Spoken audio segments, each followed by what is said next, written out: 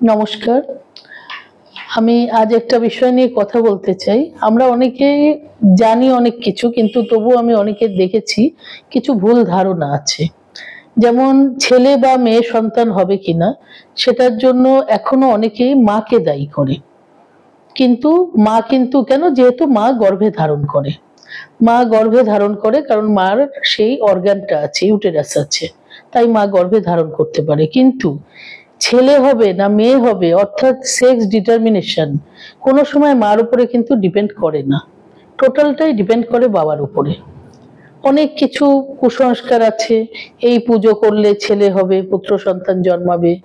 আবার অনেক সময় শুনেছি যে কোনো প্রেগনেন্ট মহিলাকে দেখতে যদি আগের থেকে সুন্দর হয়ে যায় তাহলে ছেলে হবে।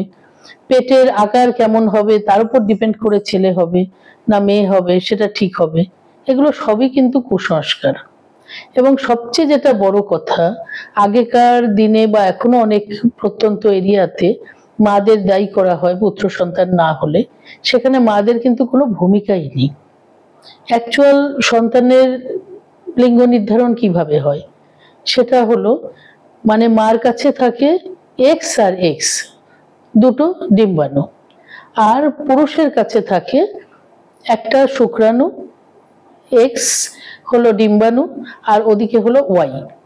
এবার পুরুষের থেকে যদি দেখা যায় যে এক্স এসছে তাহলে কি হবে? মেয়ে হবে। মেয়ের কাছে তো একটা ফিমেলের কাছে তো দুটোই এক্স আছে, সে তো আর ওয়াই দিতে পারবে না। তাহলে ফিমেল মানেই তো ডাবল এক্স। তাহলে সেখানে যদি ফিমেলের কাছে এক্স এর সাথে মেল থেকে ওয়াই আসে তবেই পুত্র সন্তান জন্মাবে। আর যদি ফিমেলের কাছে এক্স এর সাথে যদি মেলের যদি এক্সটা আসে তাহলে কন্যা সন্তান জন্মাবে। তাহলে বুঝতে পারছেন তো, কোনোভাবেই কিন্তু মহিলারা দায়ী না যে তার ছেলে হবে না মেয়ে হবে। সুতরাং কোনো সময় কোনোভাবেই কোনো মহিলাকে দায়ী করতে পারেন না। এই ব্যাপারে আমাদের এখনো সমাজে সচেতনতার প্রচুর অভাব আছে। আশা করি ধীরে ধীরে সেগুলো থেকে আমরা মুক্তি